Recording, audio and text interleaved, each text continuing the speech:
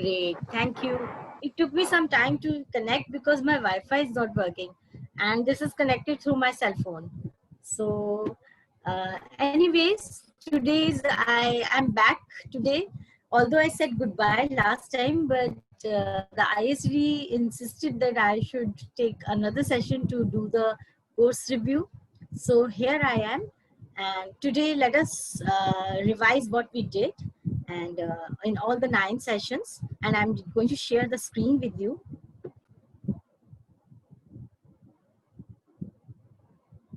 Uh, uh, Arun, it is saying host, there's a message host disabled participant screen sharing. So I can't share the screen. Does that Retry, mean ma'am. that? Retry now. Now I'm sharing the screen, and yeah.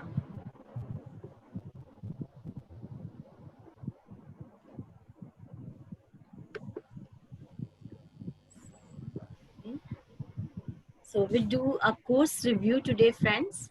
And in the 9 sessions, it will be difficult to do in just one session, but I will do, of course, the important things only with you. And we started with something called the definition, the difference between learning and training. Training is actually a planned activity with focus on specific objectives.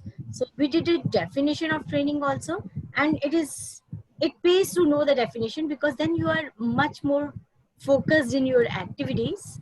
It is a planned process, and to do what? Planning to modify attitude, knowledge, and skill. In short, we put these 3 terms in one term called behavior.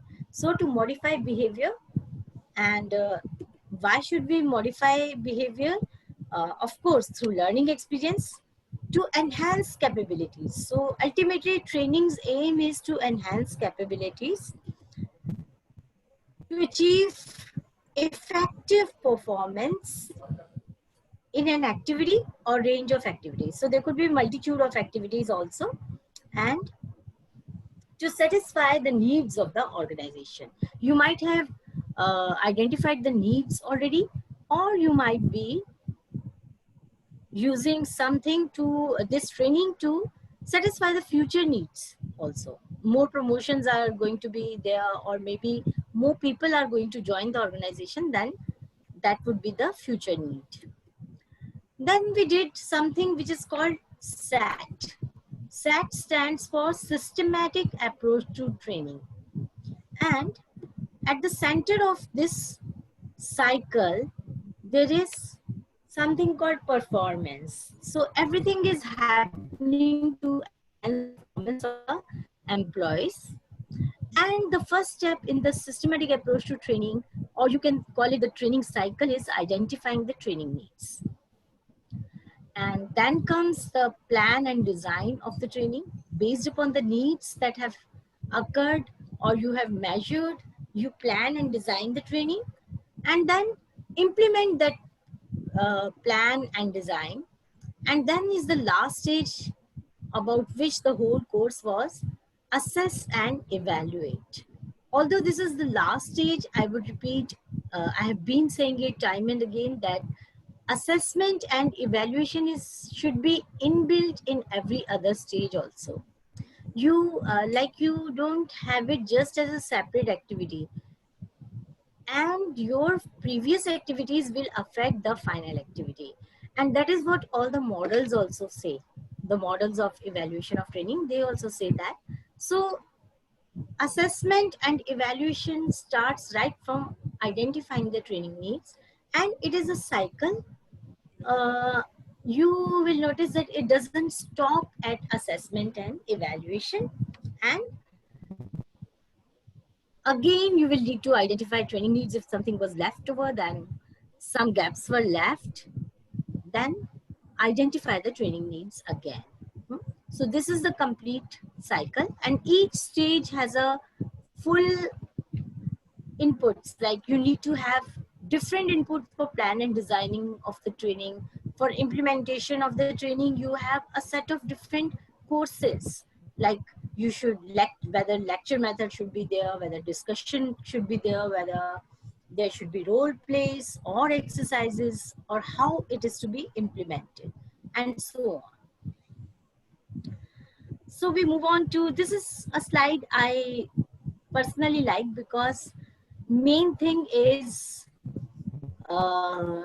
identifying the training needs. Unless you have these lists of what the department needs or what the employees need, it is difficult to reach a standard. So actual performance is measured, and what you dream of, what you require in your employees, that is thought of, and how to fill in the gap is everything that comes in between the assessment and the training needs identification.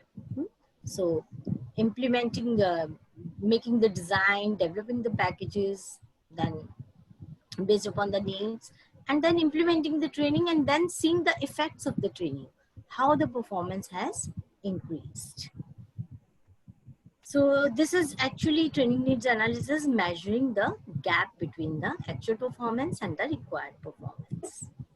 And it is done at 3 levels. The overview is the organizational analysis. You see the policy, the organizational goals, what on the whole the organization needs, what the workforce should be trained in. Then for a particular job, for example, a supervisor's job, what does he require in his job? What are his needs for that particular job? Then in that job, supervisor has to do a number of things. Then checking of bills, probably. That is one small task that the supervisor does in the multitude of tasks that he has. So for doing this task, what are his needs? So these are the levels at which we conduct the training needs analysis. Then we talked about something called validation. Validation actually means proving something. If you look at the dictionary meaning, it means proving something. And validation is done at 2 stages. One is the internal validation, and actually validation means testing or assessing. And they're designed to ascertain whether a training program has achieved the behavioral objectives specified. The behavioral objectives are specified by measuring the training needs analysis, what training needs analysis has given you, and based upon that we set the objectives. And when we check whether the objectives have been met or not, we call such measures or such exercises or such tests as internal validation. Then another way is to check, prove that the training has been good enough, is to see the behavior of the people. Now you started with the training needs analysis, and you had the actual performance with you, and you know the desired standard of performance that you want your employees to achieve. So you had certain behavioral objectives, and whether the internally valid training program has been able to give you the enhancement in performance or not is measured by external validation. So such tests and such measures, exercises that gauge the change in behavior, knowledge, skill, and attitude of the employees is the external validation measure. So these are the 2 kinds of validation that we did.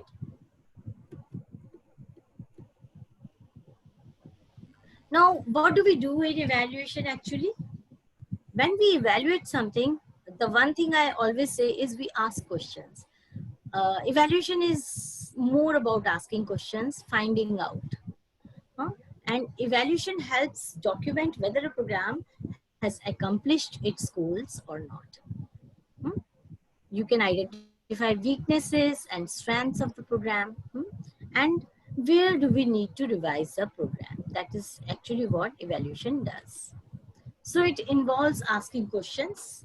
Then when you are asking questions, naturally you'll get answers, and collecting the answers making decisions based on those answers. So these are the three important activities, and all the tools and models and everything is based upon these three activities.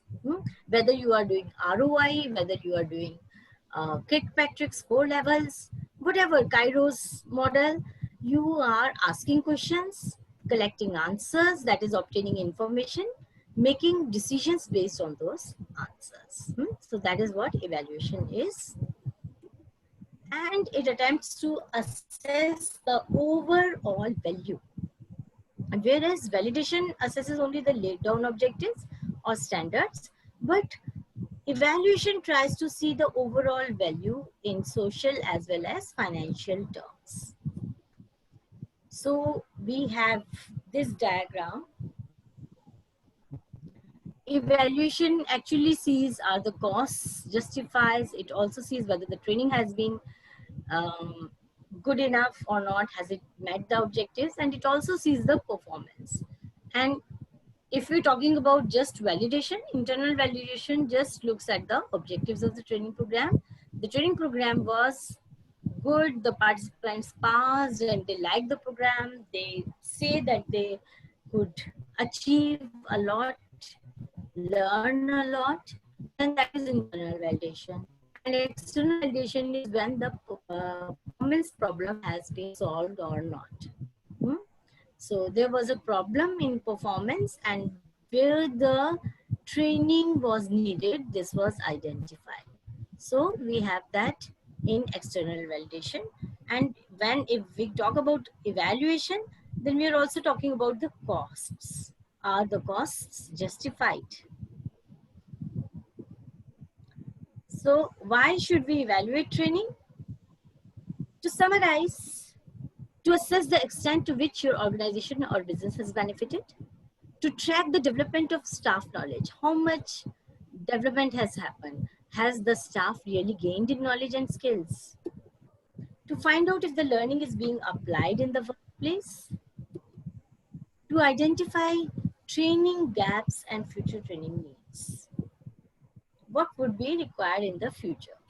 It is also used in career planning to establish if the investment was worthwhile. So these are the things that we require the evaluation for, and to inform future training plans and strategies. And ensure that the training continuously improves. It should not be an act of blind faith that we have sent the participants, the training was good, and that's it. How much has it contributed to the organization? How much the employees are able to help the organization by the new learnings that they gained? That is important to be gauged if we are talking about evaluation. Now, there are different perspectives by which the evaluation is looked at. There will be, if you're a trainer, for example, and if you aspire to be a trainer, your perspective will be that of the training institutes. You will be more concerned with proving that your trainings are good enough so that you get more people to come to your trainings. You will be also interested in helping participants to learn better. You will be happy if they learn, if they pass the test that you give them. That is your perspective. And you will make instruments for that. You will do measurement for that. If you are the funding agency, there could be the organization and the funding agency could be one and the same. In government scenario, funding agencies are different. For example, United Nations is there, DOPT is there, Ministry of Human Resources there. These are the organizations that fund training for different people. Or they could be, both of them could be in one only. The same organization, that is the client organization who is sending its people to training, could be sponsoring also, could be spending money also. So they have their concerns. The people who are sending, or the HR department who are sending for training, they are interested in performance enhancement. They look at evaluation to measure performance, to see what the organization has gained, how much what is the result that the organization is getting. And whereas funding agency sees that whether our investment is bringing us results or not. For them, return on investment is important. For them, resource allocation is very important, whether the resources are given at the right place or not. So for these people, this is there. Then people in the organization, employees feel motivated. Employees really want their knowledge and skills to be upgraded so that in future they are better equipped, so that they're better equipped to take decisions in the organization, so that they're better equipped to perform well and earn good rewards in the organization. Then people as trainees are also concerned, because as trainees you're concerned that we learn the right things, and this is an opportunity to learn. As human beings, we all want to learn and feel very happy when we learn new things. So people are having their own perspective in for evaluation. Actually, based upon these people and their perspectives, all the models have been constructed. So we have a structure. There are 5 basic points at which we can measure or assess or reach judgments. Number one is the before training. Then 2 is during the training. 3 is after the training, when the person is just leaving the training and entering into the workplace, the real environment where he will have to perform. And 4th is after some time of the training in the workplace, when he is able to transfer his skills, newly learned skills, to workplace. Then 5 is exiting the workplace, when he is able to provide to the society. If you remember the Kaufman's model and the Phillips model talks about the societal thing also, Cairo's model also, how he's contributing. So these are the basic 5 places where evaluation happens. If you look closely on the first 2 places and even at the 3rd places, we measure the reactions of the participants. And this is predominantly in the training institution or the place where the training is happening. It could be possible that the training is happening at the client organization only, or on the job itself. But the scenario at that point of time is the trainer and the trainee, or the people who are providing the training and the person who is getting the training. So we measure the reactions. We also measure the learning at these 3 points. When the person has come to the workplace, we become more concerned with the behavior of the person, how he is performing, whether he has been able to transfer his learning to the workplace or not. And results also become very important. Organization as a whole keeps on thinking that whether we are able to getting benefits out of the training or not. And uh, the whole workforce comes into picture now, not just individual employees, people as a whole who have been trained, how they are contributing, the organization's reports, their financial statements, their reduction in complaints, their customer satisfaction will give you details, will tell you how it is faring. And when the person leaves the workplace, some people feel that why should this be included?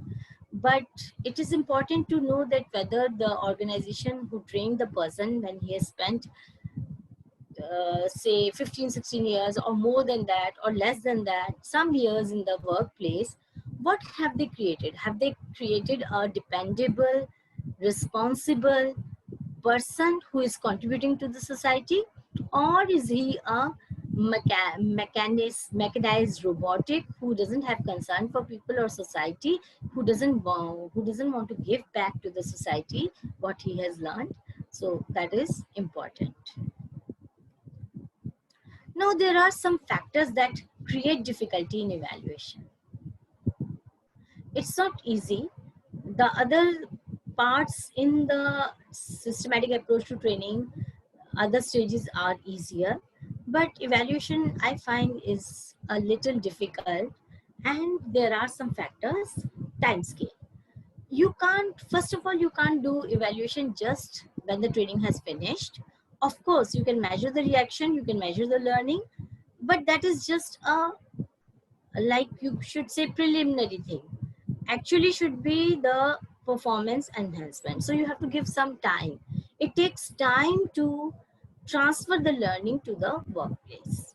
And also you're learning in the training institution and how you're actually applying it practically, that really results after some time. So you cannot be in a hurry to evaluate.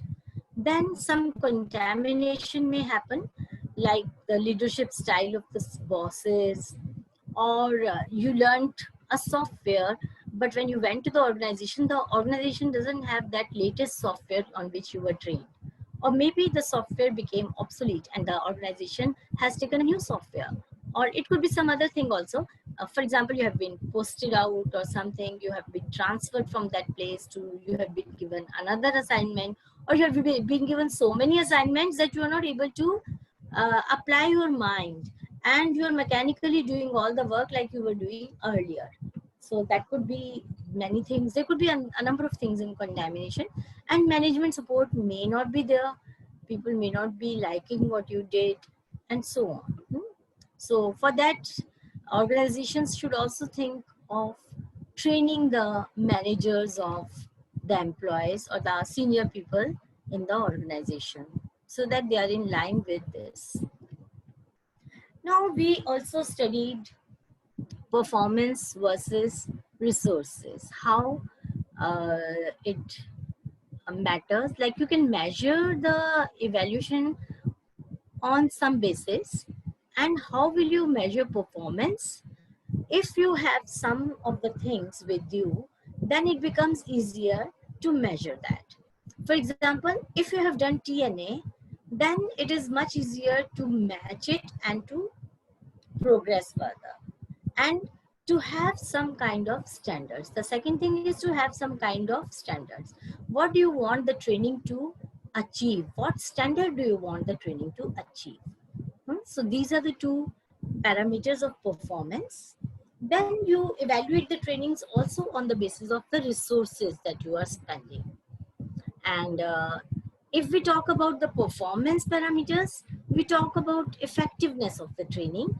And when we talk about the resources parameters, we talk about the efficiency of a training. So how much efficient was the training? Was the cost less?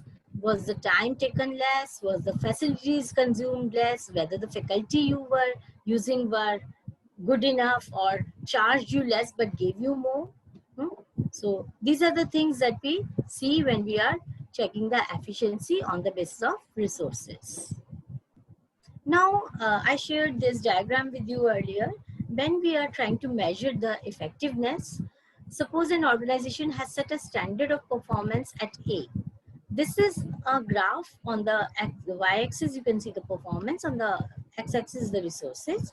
And suppose there was no training done, and employees had some level of performance, and the organization wanted them to reach to A, this performance. And you put your employees to two trainings. One training is shown in red triangle like this. The other training is shown as yellow triangle. You can't see the lower part of the yellow triangle because that has been hidden by this triangle. Otherwise, you have a lower part up to here. Okay, so this training which has been able to give you the desired standard of performance, that is the effective training. Otherwise, it is not effective.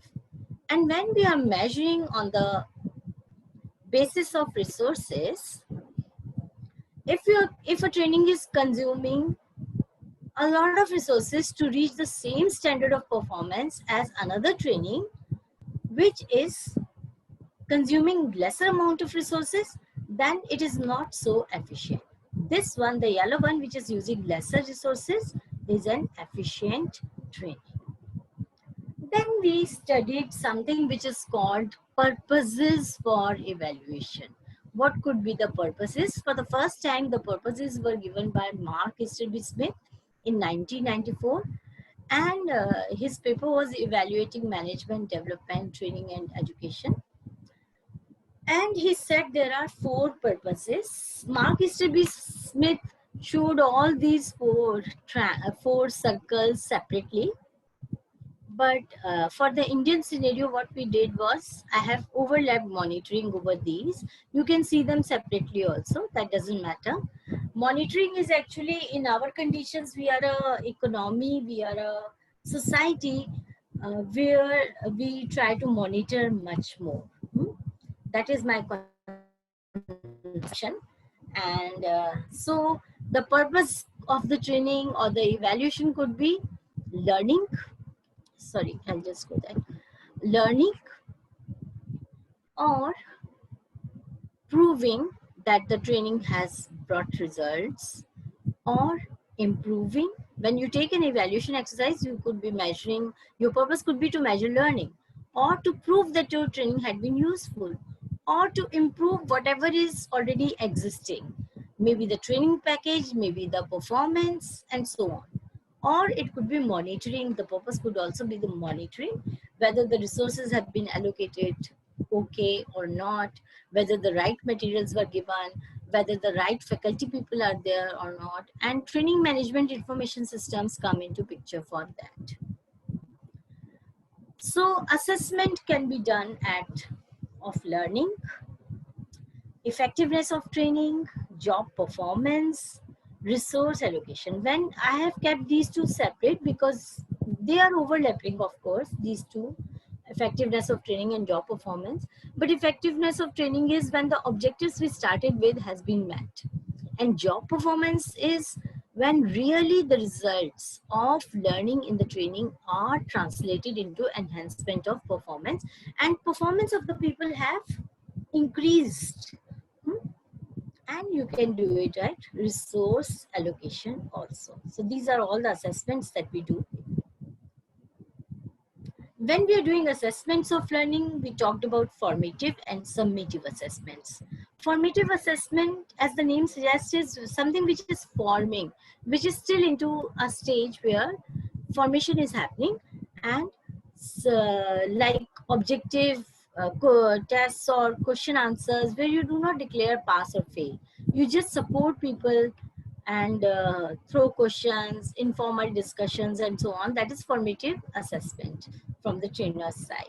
Summative assessment is something where you declare pass and fail. For example, for getting a license, you need to have a summative assessment. If the person is failed the driving test, he cannot get a license. Or for linked with some promotions, people who pass, only they get the promotion, otherwise they don't get the promotions. Then we talked about methods of obtaining information, and we discussed a number of methods, and feedback, questionnaires, tests, simulation, individual interviews. I think feedback, questionnaire, and tests are common to all, like all of you know. Simulation is something where you copy a real situation. You give an environment to the participants, and which is a replica of the real situation, and they learn through experience. Individual interviews, group interviews, observation, activity sampling. You take a sample population of the employees and measure the time that they are spending on that activity, whether there is a reduction in time or not after the training. That is what done here. Then performance review, 360-degree review. Performance review is when we are talking about the appraisals, performance appraisals. And 360-degree review is also a kind of appraisal where all the people, all the stakeholders connected with the person are giving a review. You are taking a view of all the people. Then we talked about constructing questionnaires, because questionnaires is a very important tool for any evaluator. When an evaluator goes, he should have in his briefcase a questionnaire. So we talked about deciding to use a questionnaire. whether you need a questionnaire only or you should use some other method, or what kind of questionnaire you should make, then how to construct a questionnaire, and then administering the questionnaire. And the main thing is interpreting the results of the questionnaire. Whatever answers you get after the questionnaire, analyzing them and putting them to taking action on them. Actually, if you really want to know about this, then I request you to refer to the PowerPoint dedicated to this, because it will take at least 40 minutes to talk about all the points, and I will just skip it. I will just revise this much here, and you can all look at that. That is an important thing to do. Then we talked about the models, and the first model that we talked about was the Kirkpatrick model. This is by far the most popular model and most practical. Actually, you could say that Kirkpatrick was the pioneer in this field. What he learned was, or how to go about evaluation, he put it into different 4 levels. And the basic level is the reaction level. The size says,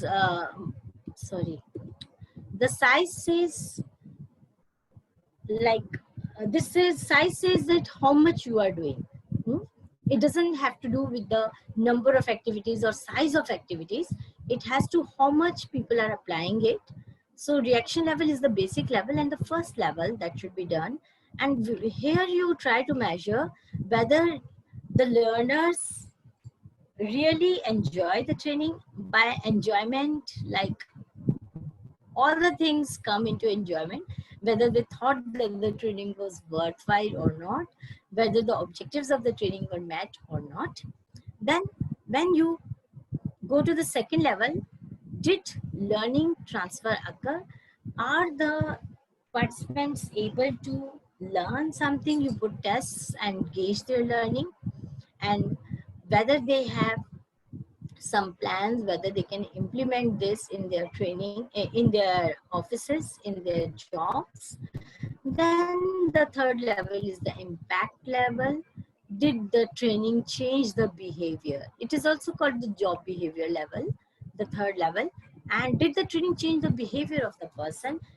Was there any enhancement in the performance of the person? Then the ultimate level is the results level. Did the training influence performance? According to Kirkpatrick, we should go from level 1 to 2 to 3 to 4, according to him. But nowadays, thinkers and evaluators are also doing it the upside down approach. Like, think of the results first, what results actually we want, and what are the behaviors that we need to change to get those results. And then if we need to change those behaviors, then what is the learning that is required? And if such a learning is required, then what kinds of training should be given? And then thereafter, that would be the reaction. It could be used either way. So the level 1, I have already explained to what extent did the delegates react to the course, what the learning is, how much did they acquire, knowledge, skills, and attitudes. Behavior is to what degree did they apply what they have learned. And results level is the ultimate level, to what degree did targeted outcomes occur as a result of the training course and subsequent work-based reinforcement of the training. Now, there are some challenges in using Kirkpatrick's model. It is possible that all the levels may not be relevant for all the trainings. For example, some trainings on soft skills, it may not be relevant. Only level 1 or level 2 may be relevant. And it is difficult to gauge the third and the fourth level in such trainings. Then the second challenge could be difficult to choose the right metrics. How to measure? Sometimes it is difficult to quantify many of the aspects of the training. And it is difficult to choose the right metrics and get the right results of level 4. Like, it is also very difficult to identify or isolate that such and such increase in performance of the organization or the impact that the organization is making is due to training only, and not to some other factors. So to overcome this, what we should do, involve the stakeholders, take their opinions. The metric should drive business decisions and also determine the value of the program. Check the relevancy of the metric. The metric should be tested, like is it relevant or not, and then carefully review how the metric can be connected to the key performance indicators. Always ensure that there is enough data available to draw conclusions. Never draw conclusions on a small sample. You have to collect a lot of data to draw conclusions. So data volume is important for data integrity and accurate insights. Now we did the second model we did was the Cairo model. Cairo, C stands for context, I for input, R for reaction, and O for output or outcome. Context means assessing the operational situation. Context, what we do is identify needs, the training needs, and objectives. So these two things are done, and the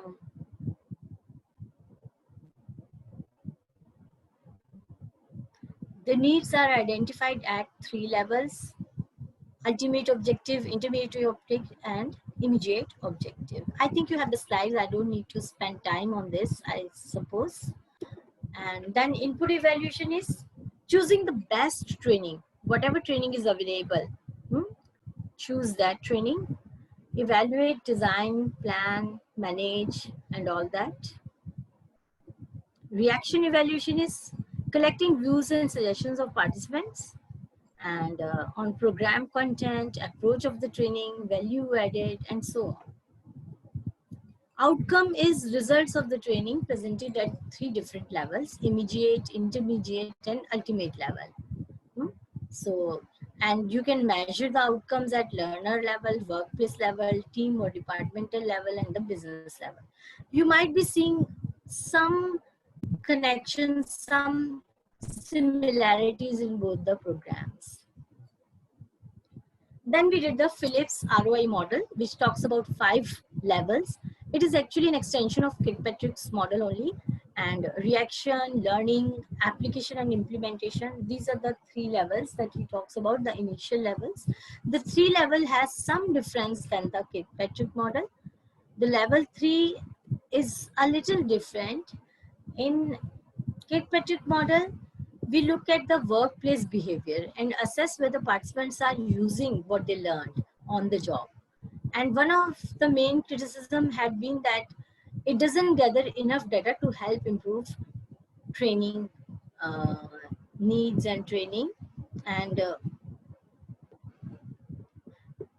simply it tells you that whether the training was put into practical practice or not.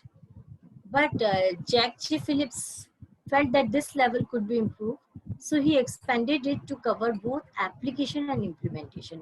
He has put it into 2 sub-levels: application of the training and implementation of the training. So you are able to identify whether the improvement is due to training or not, or due to some other factors. So this is the difference that he says. ROI model makes it far easier to see why training does or does not translate into workplace. If there is a problem, the ROI model helps you determine whether the issue lay with the application of the learning or with its implementation. So this is subtle but a crucial difference. Level 4 is the impact level in ROI model, and ROI model is much broader, and it looks at the impact of the training on the whole organization. And it identifies whether factors other than training were responsible for delivering the outcomes. Whereas in Kirkpatrick model, you cannot differentiate that. This is a improvement over the Kirkpatrick model. Then the 5th model is the return on investment model, and Jack G. Phillips has given us steps also how to calculate the ROI. And he has taken it further, and he says unless the return on investment is measured, the whole evaluation exercise is not worthwhile. Hmm. So he uses cost benefit analysis to determine the value of training program, and it helps companies measure whether the money they invested in the training has produced measurable returns, and if so, what are they. So he says you can calculate benefit cost ratio, and benefit cost ratio is the ratio between of benefits divided by costs. If the benefits are more, then naturally the training had been worthwhile. Hmm? But if the costs were more, the ratio, if it is good, only then the training had been worthwhile, and the organization has to decide whether it is worthwhile or not. ROI is actually an extension on benefit cost ratio. It gives you a percentage. So benefit minus cost upon cost into 100 gives you the ROI. And so if it is more, only then it is beneficial. If it is less than the ratio, then the percentage, then it is not beneficial. Then we studied the Kaufman's model, and so level 1A of the Kaufman model is called input level, and he covers training materials such as digital resources. Level 1B covers the processes and how the training was implemented, how it was given, whether the delivery was good or not. So that is basically reaction level only, but divided into two parts. Then the acquisition, and what are the payoffs. The micro level client would usually be the learner, so you would be studying whether they acquired learning or not. Measuring learning, actually it is the measuring learning that is said as acquisition in Kaufman's model. Then level 3 is application, again the job performance, whether the job performance has improved or not. Level 4, he says the organizational payoffs, whether the evaluation, whether the training has improved the performance, and what are the cost benefit or cost consequences analysis. These are the things that are done here. So basically it is an extension or a modified version of the Kirkpatrick model only. He gives another level 5, that is the societal outcome, and that is the 5th level, mega level clients, he says here. And this could refer to the business clientele or the society as a whole, how the society is benefiting. So actually the basic difference between Kirkpatrick and Kaufman's model is he divided Kirkpatrick level 1 into input and process, and he grouped Kirkpatrick's level 2 and 3 as micro levels. And he added a 5th level that evaluates results for both the customer and the society.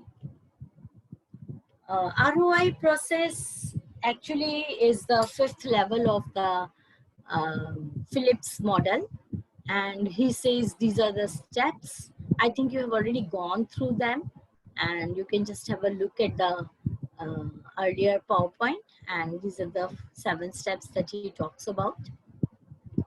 And then we studied a tool called SWOT analysis. It is a very powerful tool. Actually, it is not restricted to evaluation of training. It is a very powerful management tool. You can use SWOT analysis almost to any situation. You can do it to your own self also, your personality also, your budget, your business, your income, your any situation that you are in, your own organization, your whole organization also, any place you like, you can do the SWOT analysis. SWOT stands for strengths, weaknesses, opportunities, and threats. And if you're able to list them, then you can see what actions we can take to better the situation. Then we studied training audit. That was something that we studied in one of the sessions. And its purpose is to identify the strengths and weaknesses of the training or learning function. It could be a small function or it could be a big program also. And that is the strengths and weaknesses are measured, identified in terms of its current responsibilities and future commitments. Since every organization is unique, each training audit is customized to meet the specific learning needs and requirements of each situation. So it will differ from one organization to another and one training program to another training program. The basic steps that we do in any training audit is cataloging your training programs. See how many training programs you have, their objectives. If you have the needs analysis, then take the needs analysis also. Then analyze the learner data and feedback. Whatever feedback you got from the training programs, you analyze that. Evaluate employee performance. Assess opportunities for improvement and tie training programs to organizational goals. This is important. So this is how we conduct the training audit. Then we talked something about steps in developing and evaluation of training system. And to develop a training system, we go with an assumption that every organization has some kind of evaluation that is going on. It could be reaction level or any other evaluation that they are doing. So why do we need to change them? First, we need to see that if you're able to identify that, it is easy to focus your activities. Then what are the functional boundaries and identification of key stakeholders, description of existing system and its analysis. If you're able to do this, then your half of your battle is won. Then definition of key aims. When you do your evaluation, what is your key aim to? Like, do you want to improve the training package, or do you want to improve that this training is good? Then if you have an aim, then what are the key small tasks under it that you will do? Then what are the things that you need? What information do you need? And what are the efficiency needs? Like, if employees are there, then how can their efficiency be increased? Then job satisfaction needs. How will employees feel more satisfied and their performance will increase? Then anticipating further changes that could be there. Then specifying efficiency needs and objectives for new system. And then you put into place the new EOT system and give its detailed development. Then how will you go about implementing it and action plan? And then something to review it, some process to review this. So these are the steps that then we talked about how to write an EOT report. Actually, the format I gave you is not sacrosanct. You can have your own format, but this is what I suggest that would be appreciated by most of the managers if you give them. So title page should be there, contents page, summary of recommendations. Generally, people want to give summary at the end of the report, but it is a good idea to put one summary of recommendations in the beginning only, because senior officers don't have so much time. They don't want to go through the whole report. They want to see what recommendations you are giving, because they mostly know the background. So if it is given in the beginning itself, then that would be very helpful to them. Then terms and abbreviations, then the introduction and the forward. Forward is, it is better if somebody significant, some senior person writes a forward. That would be, then people will pick up that report and try to read it. Otherwise, it may go unread by people. Then the acknowledgements, all the people who have helped you, if they see their name in the report coming, then they would be very happy and will give you all the support. Terms of reference, if there were any terms you agreed to, you must document that. Main text of your report, then an executive summary. Although you have given a summary of recommendations in the beginning, it is a good idea to give another executive summary of the whole report. Then the appendices, whatever extra you have attached, some questionnaires or information collected or anything, appendices. And then numbering is very important in any report. Number all the paragraphs, number the sub paragraphs also. Do a cross referencing also while numbering. If you have added appendices, then where in the report these appendices have been talked about, this cross-referencing should be done. So this is what we talked about AOT report. Then we studied a tool called stakeholder analysis. Stakeholder analysis, what we do is we identify who are the stakeholders involved. We also did a case study along with it and identified the stakeholders. We also identified the key issues that are there. So the second thing we need to do is list out the EOT issues. Then third thing we need to do is what will be the views of the stakeholders. So if you are able to do just these three things, then you have won the battle. Like 90% of the work is over. And you may or you may not choose to do the mapping, the power of a stakeholder, because this is for your own consumption. I don't think it is a good idea to show it to the organization or the people who have given you evaluation activity. So mapping the power and mapping the power of the stakeholder with their interests, that can be skipped in your report, or that can be done if you are really keen. Otherwise, do these three, and that is an important part in any evaluation exercise. So this is what we did. So stakeholders' views could be supportive, neutral, opposing, or uncertain. So they may be having divided opinion also. So these are the people opposing and uncertain, where you need to put your efforts and win them over to your side and be very tactful and diplomatic with them. So this is the way, this gives you a identification of where you should put your efforts. So that is all I want to say today. And if you have any questions, you're welcome. And I think I'll stop sharing. Yeah. So that's, I think this is all we did.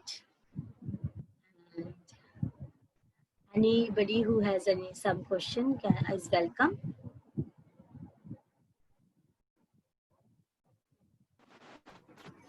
A very good evening to you. Good evening, Sharmishta. Hi. I don't have a question, but I really want to thank you for such a sincere recap.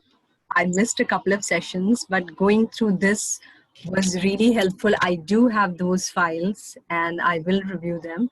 So thanks a lot. Thank you very much for being there. All your sessions were very informative. They were very helpful. Thank you, Sharmishta. Thanks. And Neha Modi has also written, thank you, ma'am. Thank you, Neha. And okay, so it was really good to interact with you. I hope I get some assignments for future also, with future students, of course. And all the best to you. This was a surprise session even for me. Like, I didn't know I would get this session, but surprisingly, ISTD thought that I should talk to you. And so I think I'll leave the, can you suggest the books that you used or the books to go through or to prepare? Deepak, actually, this is a difficult question to answer. I don't know whether you will have the time to study a book, but I think I found the Kirkpatrick's Evaluating Training Programs the best book so far. And it gives you a thorough with examples, thorough understanding. It does not even talk about the 4 levels. It talks about the nuances and different things. So if you can lay your hands, I think it should be in the public domain. Somewhere you will be able to find a PDF or something. And I think that would be the best thing to read. Otherwise, your books and my notes would be sufficient if you're able to do that. So I think that would be enough. Your own course books. And